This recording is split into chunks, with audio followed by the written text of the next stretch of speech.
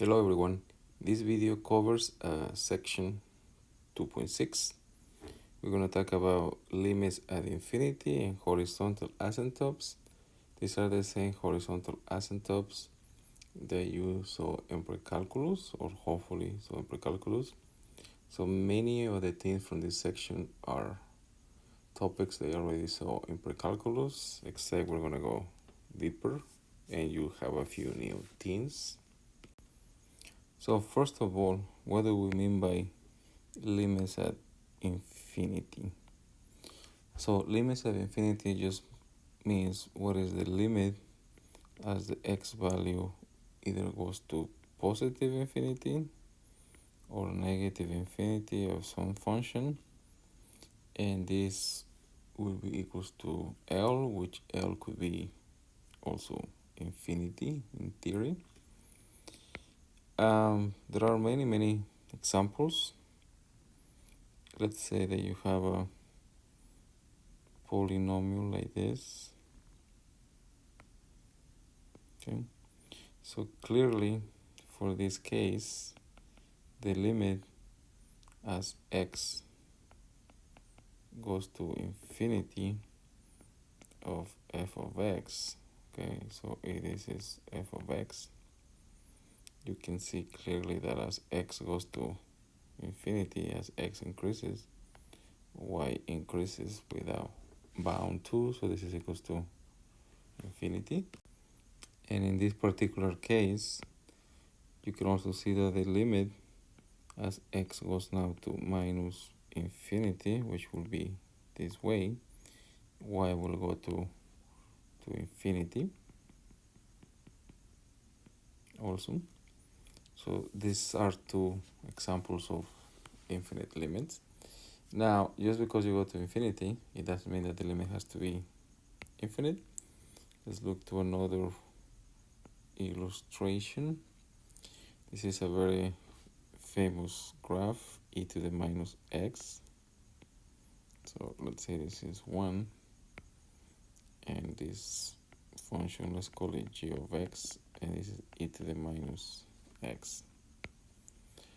So because of the arrow that keeps going this way, you can see that the limit as x goes to now infinity of g of x will be equals to 0. Okay, so that's another example of what we mean by infinite limit. Or in this case too, what will be the limit as x goes to minus infinity of g of x. And notice that as x goes to minus infinity, the value of g keeps increasing and it will go to infinity. Therefore, the limit as x goes to minus infinity of g of x will be positive infinity. And finally, before we look to many examples, let me do one final illustration. Let's say that f of x, well, let me change the function name. Let's say that h of x is equals to 1 over x to the r. Okay? And from here we will have two cases. If x is even, if r is an even number, the graph usually looks like this. Okay. And if r is an odd number, the graph usually looks like this.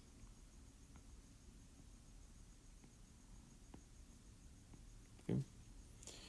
So therefore, in this particular case, for this one you can see that the limit as x goes to infinity of h of x will give you 0. So as x keeps increasing, right? So if this is x, and if x keeps increasing and increasing, this is getting closer and closer to 0. The same thing will be the case if x goes to minus infinity. This will also give you give you 0. Okay, which you can see from here. Now in the add par, the limit as x approaches to infinity of h of x, you can see that you still get the limit to be 0. And the same thing is actually true as x goes to minus infinity of h of x. This will also equals to 0. So notice that the limits will be 0, and that's the moral of the story. Then you divide by a big number. Well, as this gets bigger and bigger, x gets bigger and bigger to either to the right or to the left, this goes to 0. Okay? So this is very important to remember for what we're going to do right now. But all of this is what we mean by infinite limits.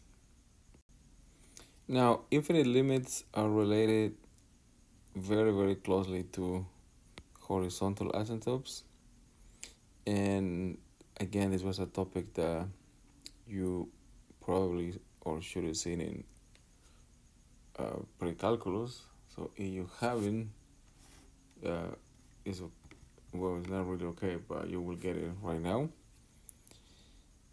But in particular, this last part is going to be very useful to find limits of infinity, but also to find horizontal asymptotes. So let's see what we mean by that right now. Alright, to find these limits, we're going to use the previous result from the last page. Remember that the limit as x goes to either positive or minus infinity of 1 over x to the r, that this is equals to 0 as long as r is positive. Okay, so we're going to need this. Also, we're going to do a new kind of factoring, and this is what I mean. So we have 1 minus x squared divided by x cubed minus x plus 1. Okay, so the biggest power is x cubed from both the top and the bottom, and there are multiple ways to do this. So what you do is you will factor the biggest power. So in this case, this will be x cubed. So obviously, to get x cubed, all you need is a 1. And to get the minus x, we're going to multiply this by minus 1 over x squared. Okay. Why? Well, you can check on the side that x cubed times 1 over x squared will give you x. And then to get the last one, we're going to factor the x cubed, so it will be 1 over x cubed. And you should check that if you multiply this times this, it will give you that. This times that give you this, and then this times that will give you that. Now, since the biggest power from both the numerator and the denominator was x cubed, we're gonna factor also x cubed on the top. I know this looks weird because you don't have x cubed, but x cubed times 1 over x cubed will give you 0. And then this will be minus 1 over x. Now, once you do this, or the only reason why we do this so far is that you can see that this will cancel. Therefore, the limit from here, we have the following. This will be the limit as x goes to infinity. And now on the top, you will have 1 over x cubed minus 1 over x. And on the bottom, there will be 1 minus 1 over x squared plus 1 over x cubed. Okay.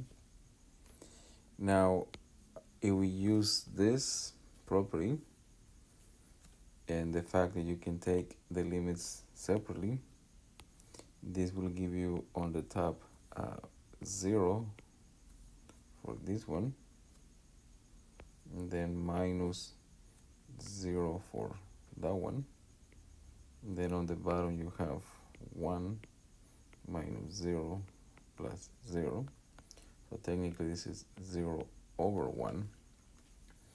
And remember, 0 divided by anything except for 0 is equals to 0.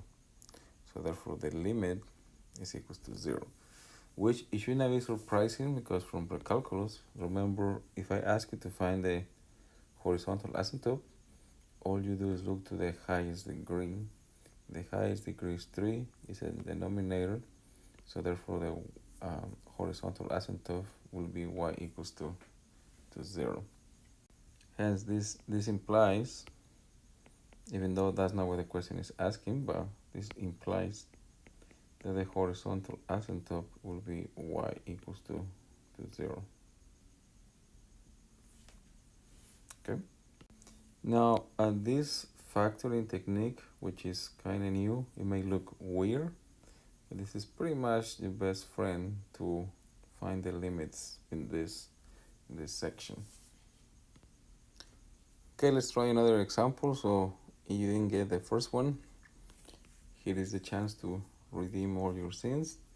Remember, the first thing you have to do is simplify this part as much as you can on the side, and the technique is always going to be the same. So this is what we have so far. You have x squared, and on the bottom you have the square root of x to the 4 plus 1.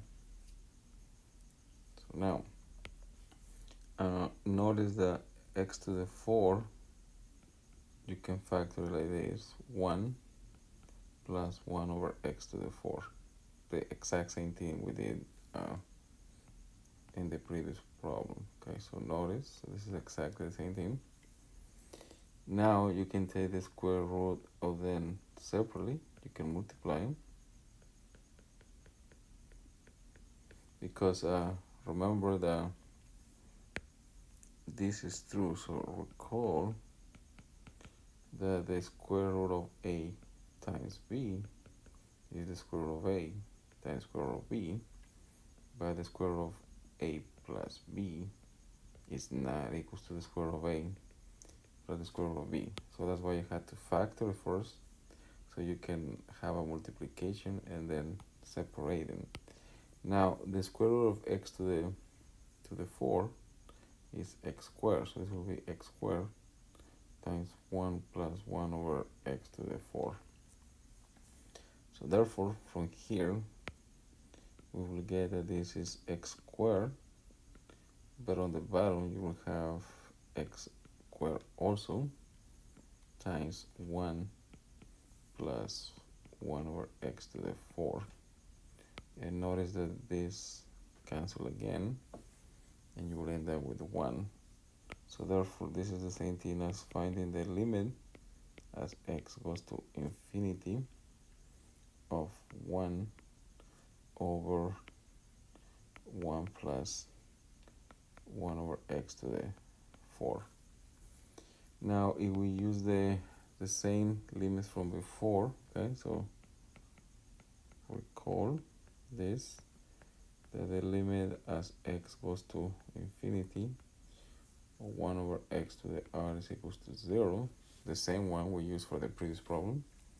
So then this will give you 1 over 1 plus 0, because this part goes to 0 because of this rule.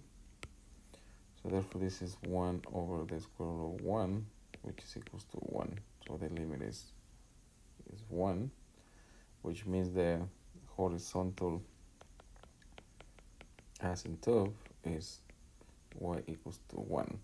Now here is not asking you to do any graphs, but if you're going to graph that, which we're going to do that later, if that was the case, so if this is x, and then this, let's say this is the line y equals to 1, so the graph could do different things, but eventually it will settle to 1 in this side, and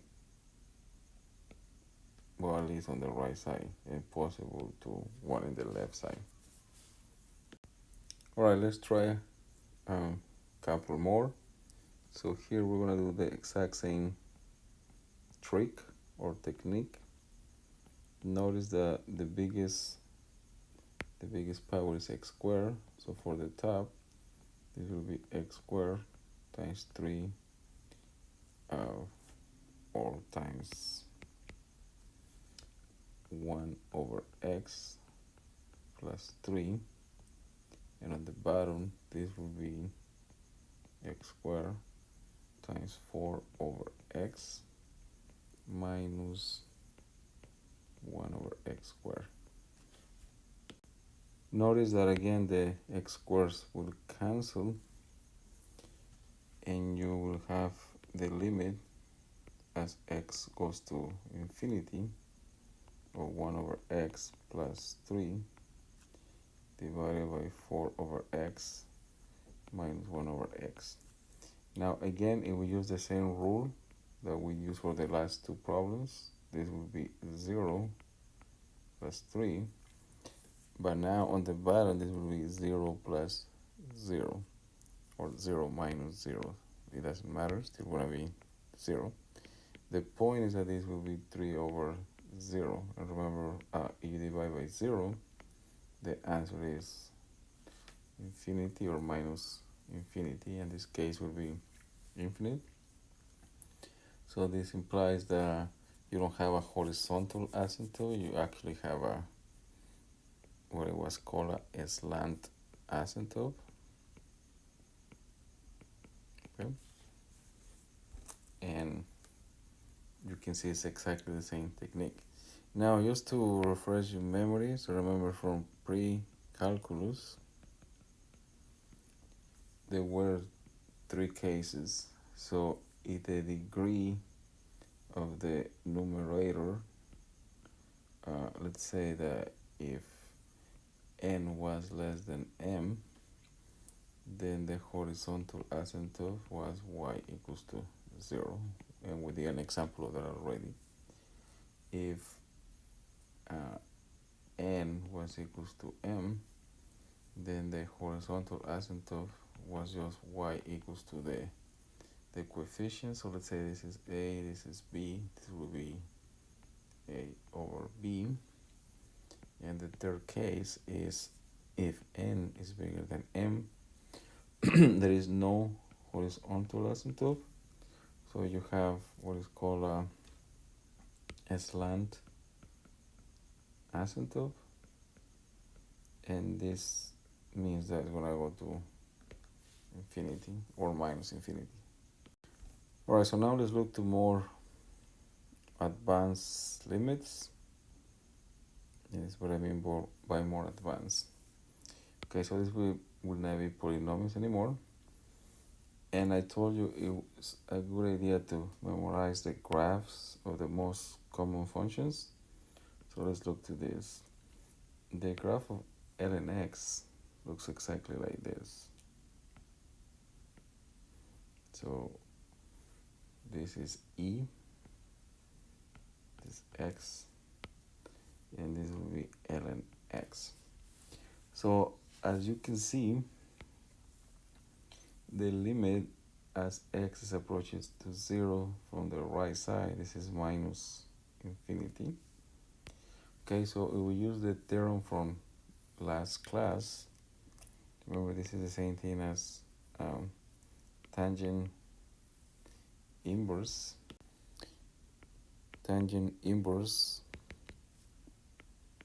which is arctangent of the limit as x approaches to 0 from the right of ln x. Now based on this, you can see that this is tangent inverse on the limit, and this one clearly is going to minus infinity. Okay. Now, if you remember the graph of tangent, so if this is tangent x, you have two asymptotes. So again, this is from pre-calculus, so this is minus pi over 2, and this is pi over 2, and the graph looks like this. So this is tangent x, and therefore you can see the tangent of pi over 2 is equals to infinity. So that means the tangent inverse of infinity is equals to pi over 2, or tangent of minus pi over 2, you can see this one, is equals to minus infinity, which implies that tangent inverse of minus infinity is negative pi over 2. Now, if you forget this is one of the things that is very, very important for you to remember. If I was you, I will even memorize this result, because you're going to use it over and over, in not just in calculus 1, but calculus 2, 3, and so forth. So therefore, using this, which is what we have here, that means that this limit is minus pi over 2. All right, so now let's look to this one. This one is this is interesting, because if you just plug in the values, you can see that this, technically you could say this is infinity minus infinity, this is equals to 0, but this is one of the biggest sins in math, so you cannot do that. So instead, recall from pre-calculus again that you have log of a minus log of b for some base, that this is equals to log the same base of a divided by b. So therefore, we have the ln of 2 plus x minus ln of 1 plus x, that this will be equals to ln of 2 plus x over 1 plus x. Therefore, using the theorem from last class 2, the limit as x approaches infinity of ln of 2 plus x over 1 plus x is the same thing as ln of the limit as x approaches to infinity of 2 plus x over 1 plus x. Now here, notice that they have the same power, so you just have to go with the coefficients. So this is the same thing as ln of the limit, which will be 1, and this is equals to 0. Now, many people will start complaining and arguing about this and say, well, why do we have to go through all of this if I know this is infinity, and infinity minus infinity is equals to 0, and you get 0. Well, this is 0 by pure luck. Even a broken clock, remember, this is correct twice a day, but it doesn't mean it's giving you the correct time. So therefore, this is pure luck. For example, let's say that instead of that, I change it to this. What is the limit as x goes to infinity? And the question was ln of 2 plus 10x minus ln of 1 plus x. You still will have the infinity minus infinity equals to 0 business, which I told you is completely wrong.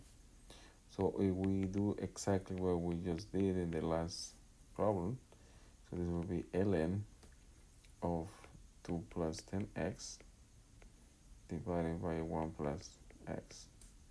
And if we do this same thing again, therefore this will be equals to ln of 10, which clearly is not equals to 0. Okay, so therefore, again, you should never do this. This is a federal crime and a sin and everything that you could do wrong. So this is not allowed. All right, so finally for this section, I have saved one of the most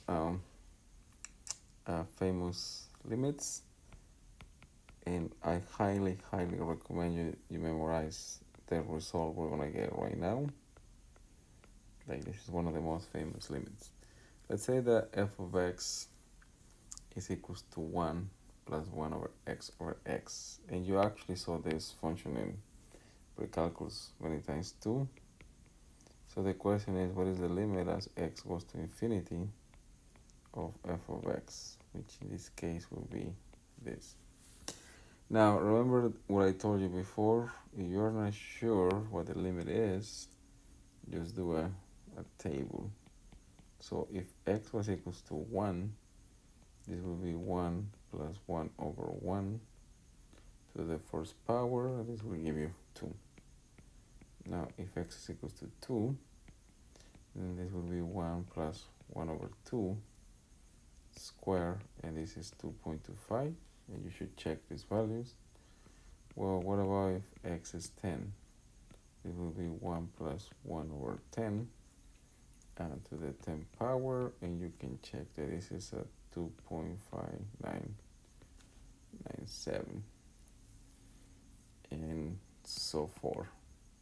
So if you do x equals to, I think it's 100,000 or 10 million, sorry, then this should be 1 plus 1 over this value to this value for the power, and this is actually equals to 2.72. So you can see that it's approaching to 2.7 something.